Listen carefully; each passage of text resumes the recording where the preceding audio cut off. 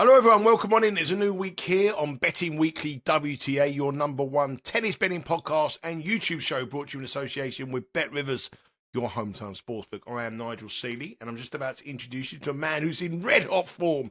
Here's our WTA handicapper, Tim Dennis. Last week, Tim was on fire.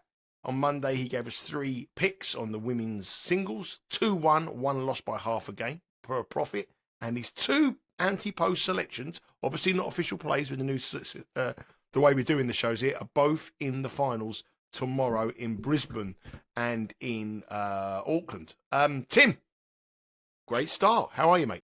Hi, Nigel. Yeah, good to see you. Good to be here. Yeah, good start to the season. Hopefully we can keep going now. Obviously, both those number one seeds that got a little bit of stick for putting up number one seeds, but they're both sort of heavy minus money favourites now to make those finals into victory. So hopefully they can do it. Obviously, Alina Svitolina, she came through and I think she sort of Jovic served for the first set there, but Svitolina managed to take it to a tie break, win that and win a comfortable second set. And Sabalenka's looked very dominant so far, hasn't she, over in Brisbane? She's looked right up to her best form. So, yeah, a good start. Like you say, a couple of match bet wins. So, yeah, hopefully we can keep it going. Not only is Tim being on great form on the channel, Sean Calvert on ATP Game Bet Match, the ATP Tour show, has been absolutely sensational form. I think he's 6-1 on his matches in the tournament so far. And really, what a great start on all our tennis content here on the Because We Win channel on the Betting Weekly studios. And I tell you what, it's been an amazing start. And hopefully we can continue that into this week and into the Australian Open and throughout the year, really. That's what we want to do. Just before we go into this week, a couple of things I want to say. Obviously, there was a couple of Twitter comments which we read on X. And one, David is one of the guys who mentioned, David's been a big supporter of the show, and he sort of questioned the new format of the show and saying, what's the point of having a podcast like this if you're not going to give bets? Well, I disagree with it. I think what we did last week, we highlighted what we thought the price should be, and you felt that the number one seeds were the value, given the record of the tournament, and they were so much better than everyone else in the tournament. And that's proven right. We're not going to give number one seeds every week. But we did think this week was the right time to do it. And also, I think this is a really good show because I think sometimes we get led by the market. Here we can give our ideas of what price we think a player should be. And if that player hit that price, we bet it. And we both gave sort of parameters what Sabalenka should have been last week. And it was the opening show was above that. It was plus 225. So, yeah, that's one of the reasons why we're doing this show. And I think it's right. Don't you think, Tim? Yeah, I completely agree. I mean, certainly as far as the Sabalenka stats go, I mean, we looked at, I think she's probably about plus 225 to be winning the Australian Open, and she was sort of plus 225 to win this competition. And there's no Iga Swiatek and no Coco Gauff this week. So, and like we said, we went through the stats and the sort of number one seeds record, and I think this is her 3rd consecutive final now she's played at Brisbane. So she was clearly the player to beat, and at the odds, plus 225 looked a pretty good play, and so it's proven. Obviously, she hasn't won the tournament yet, but she's heavy minus money to do so. So we're in a good position. So yeah, we're very hopeful, and I think we made the right call. Before we move on to this week, we might as well address that final because this podcast will go and the show will go live before the finals. Both of our girls who we've recommended, not official plays that don't go on the figures, but who we said we thought would win it, are both in the final. Sabalenka plays Marta Kostyuk, who's been in great form this week, beating some great players on the way. Andreeva, Pegula, Anisimova, fantastic performances, and all in straight sets as well. Real standout performances and a takeout for the week for me. If you look at the head-to-head record, though, it's 4-0 to Sabalenka, so we shouldn't really have many problems there. If you look by the head-to-head, met 2 times last season, both straight sets, and in their 4 previous meetings, Sabalenka has never dropped a set to Kostyuk. She's minus 335 to win the tournament for us this evening. Well, it's early hours of tomorrow morning, Sunday morning, 1 a.m. Eastern time, plus 260 for Kostyuk, spread 4.5 and total 21.5. Any thoughts on that one? I mean, yeah, I haven't actually been through the individual game yet, but on the initial thing, you say stands out is the 4.5 start maybe for Kostyuk. She has been very impressive so far this week, hasn't she? Probably not really in a game I want to be hedging on too much, but I mean, if you do want to lock in a profit and bet Kostyuk, if you have bet Sabalenka, and then that's up to you. It's probably not the way I'll go, but initially your first saying there, 4.5 games might look a little bit of a play because Kostyuk, she has been impressive this week, isn't she? And I think she had a fairly tight game in on the clay against Sabalenka in very tricky conditions there last year. So she's in red hot form. She'll be very confident going forward with those consecutive top 10 wins under her belt, and she's got nothing to lose here. So I mean, if you want to lock in a profit, if you have backed Sabalenka, you could back Kostyuk, but I think I'm happy to sort of sit tight and we're in a good position. Yeah, hedging for Garners, leave that one alone. And Svitolina plays Wang. The head-to-head again is in our girls' favour. Svitolina leads 1-0. That again is the early hours of Sunday morning. 1-0 in the head-to-head to Svitolina. She won 6-2, 6-1 at Wimbledon in 2024. And she is a minus $3 favourite again with Bet Rivers to beat Wang here. Wang's been rather fortunate to beat Elia in a close match. And Elia had a train on court in that match. Jones had to retire in the quarterfinals, and she was quite lucky against McNally as well. Svitolina, on the other hand, has been absolutely superb. I can't see any way Svitolina doesn't win that one. No, I completely agree. I think of the two, if I had to choose one at the same price, it would be Svitolina. I think I'd be more confident of her getting it done. But yeah, I mean, hopefully they'll both get it done. But Svitolina, again, she's looked really good, hasn't she, this week? Came through a long 3-set match in the game before against Sonny Cartel, but she'll be relieved to get that done in straight sets today and save a little bit of energy. And with that sort of only one head-to-head record, but a comfortable victory, she'll be pretty confident in hopefully joining her husband in winning the same tournament that he won last year. So hopefully they can make that be a bit of a marital double for us. Yeah, so both our picks are heavy minus money favourites to win the tournaments from last week. They are the tournaments. Head across to Bet Rivers. They are the tournaments in the earlier hours of this morning. They are in Auckland and in Brisbane. It's Brisbane, isn't it? I get a little bit confused where we are. Yeah, exactly. All over the Brisbane shop and Auckland, they are available now on the Bet Rivers app. If you download the app, you'll be able to see the prices on those. Okay, let's move on to next week. Obviously, Saturday. This tournament starts in the early hours of Monday morning. And we're going to have a look at, first of all, at the tournament in Adelaide. It's a 250 event, but it's a 500 event, but it's a very, very strong 500 event, actually. I know there isn't some of the real, there isn't Iga Swiatek or Sabalenka, but the quality in this tournament is good. It's a good-looking event. I suppose the question is, let's go on to the trends first. Let's give us the trends, and then I'm going to ask you a key question. I think it's very important, the question I'm going to ask. Actually, let's ask you the question first. We're going to the trends. How do players do this, but a week before the major? Obviously, next week's the Australian Open. Do you want to peak too early? There is some trends that sort of back that sort of you want to go in fast, but I think the Australian Open is so different because it's up to the start of the season that you want to be playing well, you want to be going deep in tournaments, you want to get match practice in. It's not like the French Open, it's not like Wimbledon where you can ease up a week. But I suppose the question that bettors will have this week is, how seriously are we going to think about the effort from these players with the Australian Open, the first major of the year, a week away? Yeah, well, you're right. It's a good question to ask, Nigel. And I think a lot of it depends on the individual. But you make a great point of this being the first sort of major of the year, is only a couple of weeks into the season. So these players should all be fresh and there shouldn't be any worry about fatigue. I mean, I think we spoke about Pegula, didn't she? She won the tournament on the grass the week before Wimbledon, came to Wimbledon, obviously in good form, went straight there and lost in the first round. But obviously you've accumulated a bit of fatigue there throughout the season. But here, you shouldn't really have it. You've got players fresh, all off a season break. And like we talk about individuals, you look at Madison Keys, she won this event last year before then obviously going on to win the Australian Open. So from her point of view, she will have no issues in going into a tournament the week before winning it because it stood her in good stead and she went on to win that Grand Slam. So again, I think it applies to a little bit individuals, but at this stage of the season, I don't think it's a real worry for players because there's no accumulated fatigue all coming off a break. So yeah, a really solid question to ask, but hopefully this shouldn't be an issue for any of these players being fresh and coming straight off the bat. You've gone through the trends, looking at the key evidence to find the winner here. What do we need to look for to find the likely winner of the tournament in Adelaide? Yeah, well, a little bit similar to the tournaments we've covered at the start of the season. Last 6 winners have all been seeded until, Madison Keys won it last year, like we say. Surprisingly, she wasn't seeded, which I was surprised to look at when I looked this morning. The number 1 seeds won it twice in that period, but that was the same player in Ash Barty, the home favourite. And a little bit like Brisbane, it suits the stronger servers and the bigger hitters because these are going to be sort of quickish conditions again. And again, I sort of had a look at the weather leading up to that. It looks really good, solid mid to high 80s. So and very hot come the weekend. It looks to be going into the 90s come the weekend of the final. So, yeah, quick conditions again, which will suit the big hitters. So we're looking for quick conditions. We're looking at the number one seeds have only won it twice, and as Tim said there, it was Ashley Barty in 2022 and 20. Let's have a look at the previous winners here. Madison Keys won it last year and went on to win the Australian Open. Ostapenko won it in 2024. Then we had Bencic, who was in tremendous form. She's 8-0 at the United Cup. Amazing performances from her. Arina Sabalenka won it in 2023. These were the COVID years. Madison Keys in 2022 as well. They played it twice. Ashley Barty, number one seed. Iga Świątek and Ash Barty again. So if you look at those previous winners, they're all Grand Slam champions, and they're all players who are at the top of their game. If we look at this year's field, there is only one major champion. Oh, there's two actually. Kenning is in it as well.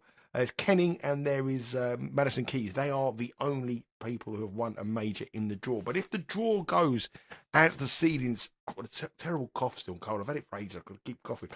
if the seedings went the way that we had hoped them to go, it would look a little bit something like this. Jessica Pegula, the number one seed, will play Clara Towson, who's number 5.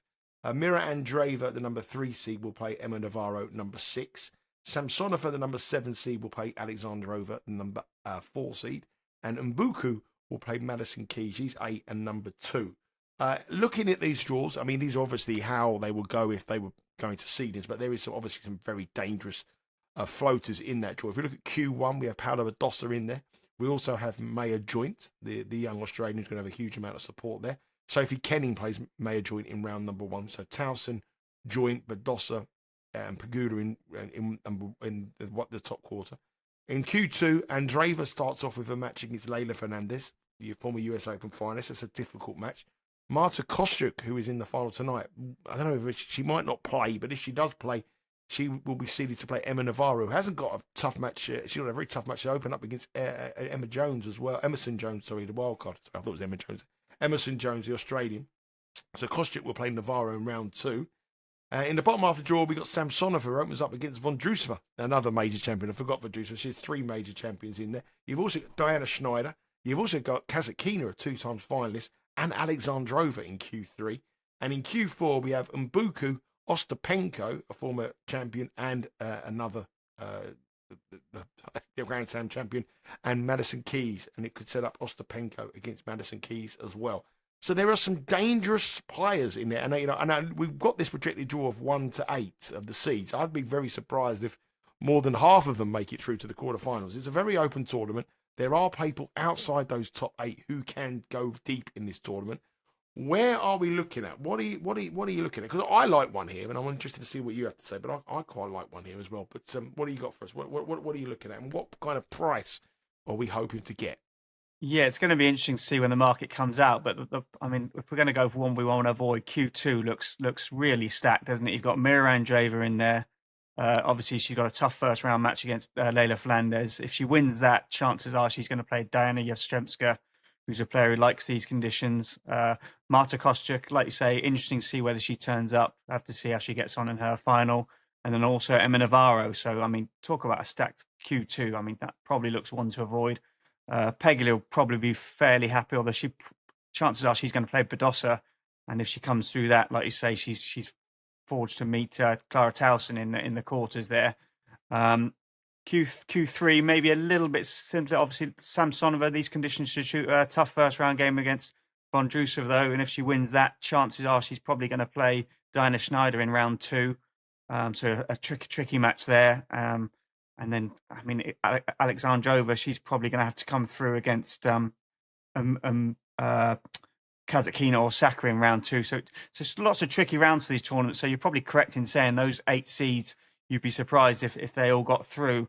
The one I probably quite like down at the bottom is Madison Keys in Q4. She's obviously won this tournament last year.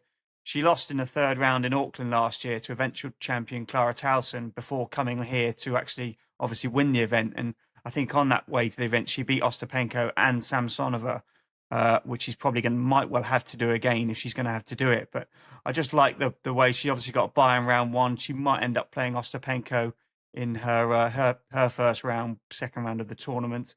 And then, like you say, probably looks like she'll probably meet Mboko, but Mboko might well have to beat Hademir and Kalinskaya to get that far. So yeah, I think that down at the bottom, it'll be interesting to see where the market comes up and see what kind of price we're getting. But I think the one that stands out to me at the moment is this last year's winner, Madison Keys, the number 2 seed.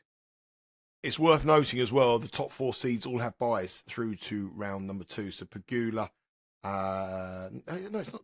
It's only 2. It's only 2 seeds, isn't it? Sorry, it's not, just the 1 and 2 seeds. Yeah. Why is that? I assume it's because it's a 32 man woman seed event. But yeah, very surprising. Yeah, but usually 34 seeds and have the 4 go through. Anyway, it's only Pegula and Keys. So Keys has the advantage of not being in it. I mean, Pegula will be the tournament favourite, I believe.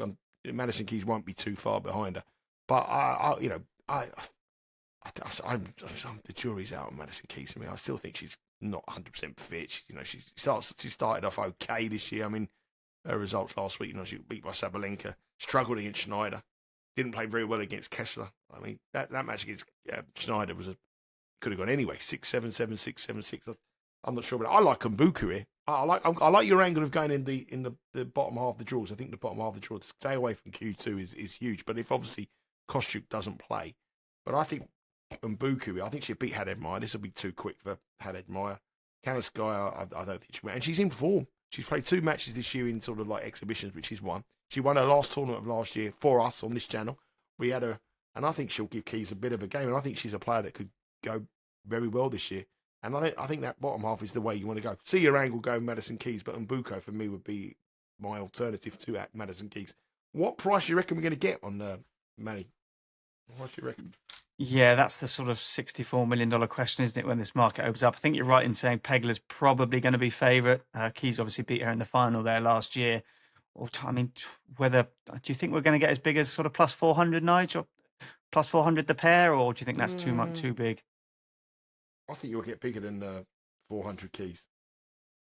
Okay, I think if you, if she her route will be if she plays Ostapenko, what's she going to be against Ostapenko? Minus 150, minus 160. Yeah, maybe even a little bit shorter. Then Mbuku, what will she be there? If Mbuku gets there, Keys minus 150 again.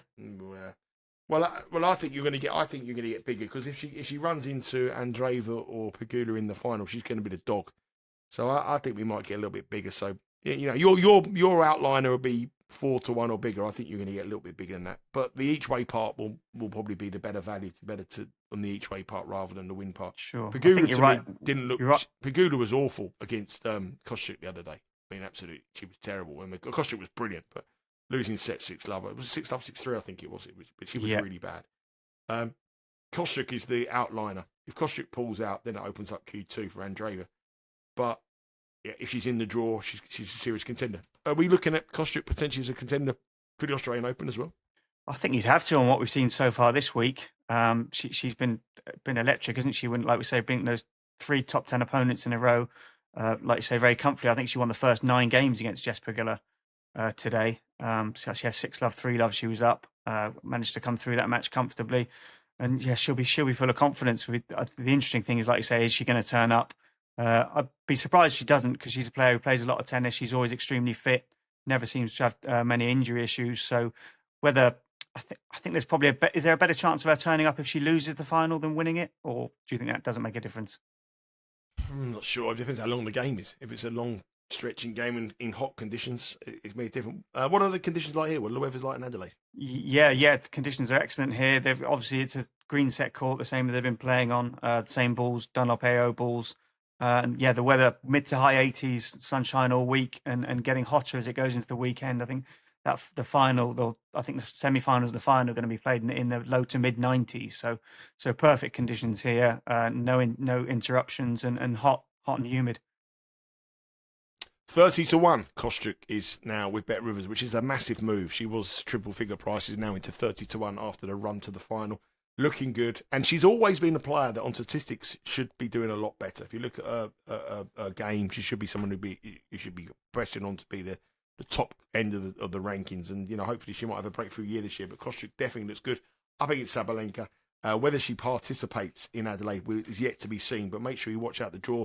Keep an eye on the price with the Bet Rivers app when they come out. We're looking at Madison Keys at the top, hopefully around about 4-1 or bigger would be Tim's advice here. I like Mbuku. I reckon if I get her about 12-1 or bigger, I might be betting her each way. So they're the two we like. We think the bottom half of the draw is a lot easier than the top half of the draw in Adelaide, but obviously that is on the basis that Marta Kostyuk takes to the court in Australia. And the tournament starts tomorrow. So make sure you head across to the Bet Rivers early hours on Sunday morning.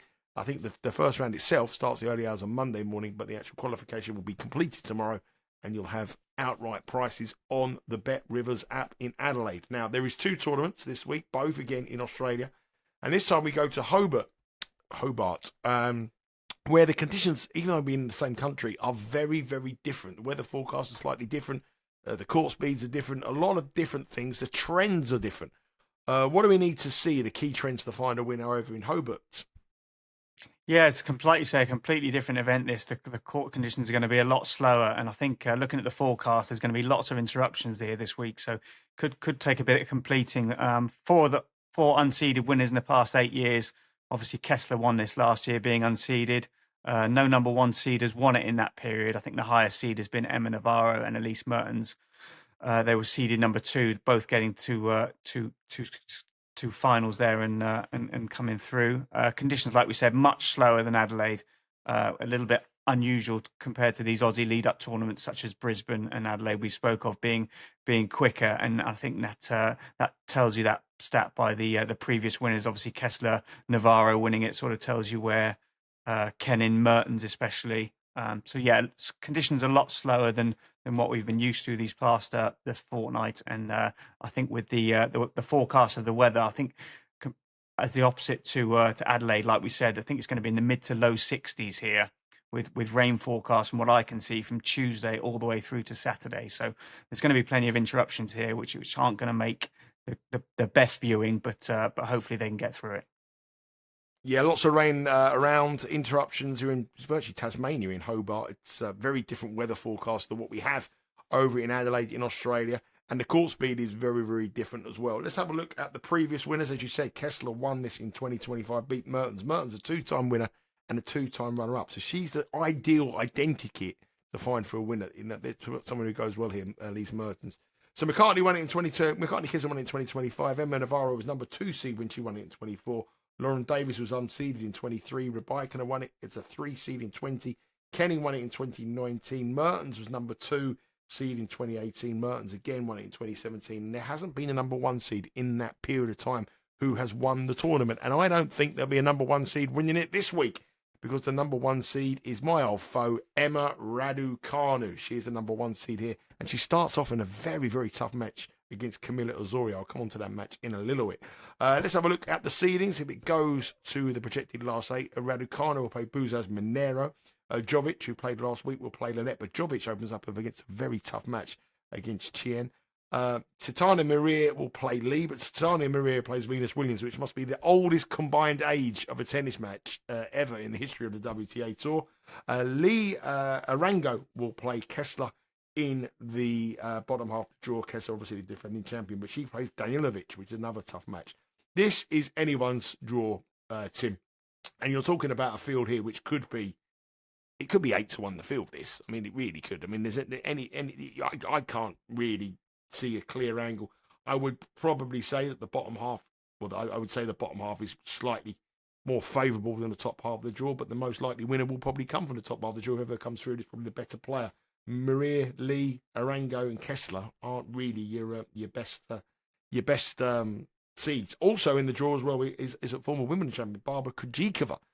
She's in the bottom half of the draw, and she will play the winner of the Kessler-Danilovic match. No one got to buy here. They've got to work hard for their money on this 250 event. What do you think of this one?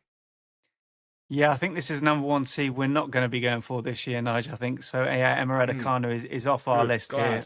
Yeah, so yeah, she's a number 1 seed. We're not going to be getting with. Make of that what you will. Buzas Minero is a player like we spoke about her before. She obviously beat Coco Gauff earlier on last week, so she'll be sort of full of confidence coming here. But I'm going to sort of go to a similar state as what we went with Adelaide. I'm going to go down to last year's previous winner, a bit like Madison Keys. I'm going to go with McCartney Kessler again. Last year, Kessler. She's got a tough draw, doesn't she? I mean, she's got Daniilowicz in round 1, then she's got to play Peyton Stearns or Barbara Krejcikova. I mean, that's a tough opening couple of matches. Quite brave, that.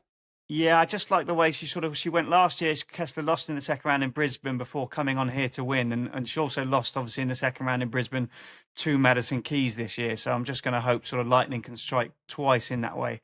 I think the bottom half of the draw is probably where you want to be. In the top half, you've got Bujas Monero, like we spoke of there, Jovic, who I was impressed with that first set against Svitolina today. I think she faded away a little bit in that second set.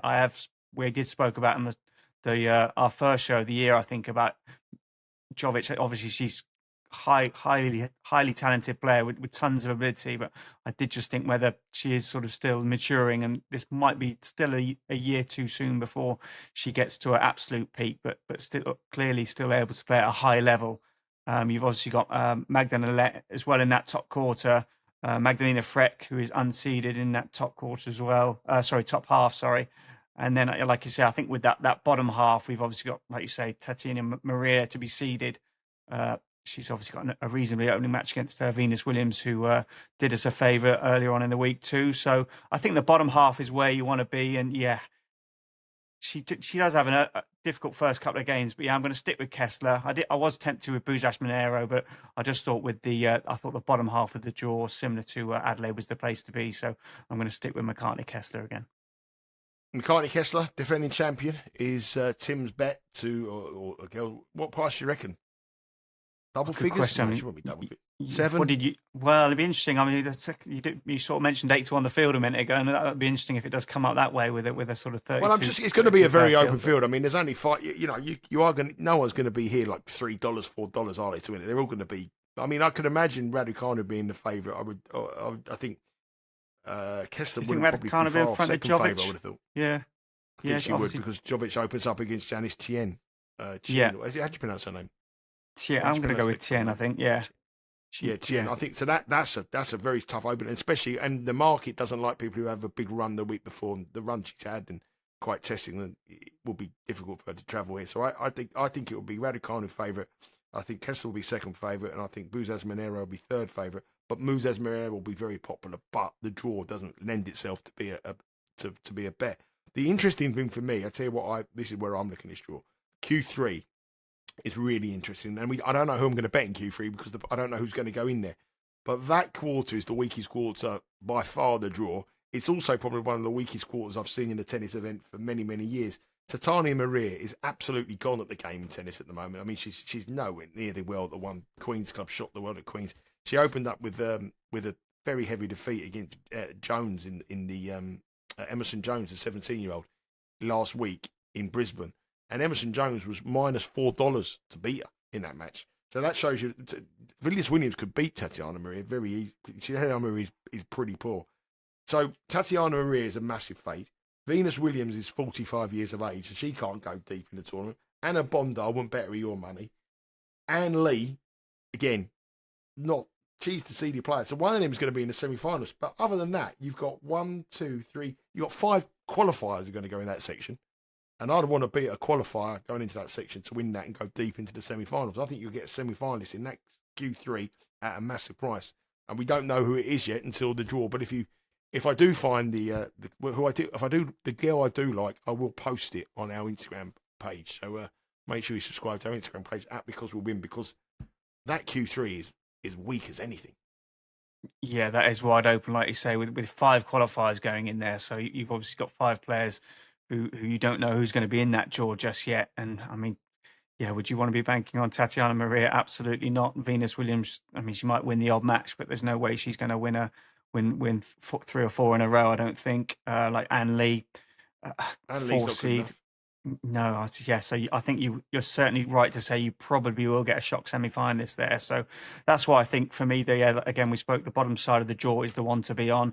I think if Bujas Monero is in that bottom side of the draw, I'd be siding with her. But unfortunately, she's not. She's in the top half. So yeah, I think if Kessler can come through Daniilowicz, and whether it be Peyton Stearns or Krejcikova, I know Krejcikova had a few foot issues there with blisters last week.